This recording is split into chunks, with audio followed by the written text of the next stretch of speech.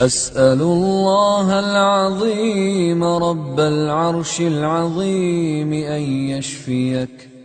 أسأل الله العظيم رب العرش العظيم أن يشفيك. أسأل الله العظيم رب العرش العظيم أن يشفيك.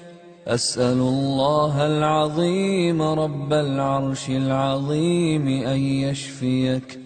أسأل الله العظيم رب العرش العظيم أن يشفيك.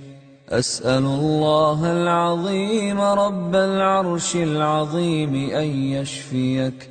أسأل الله العظيم رب العرش العظيم أن يشفيك. أعيذك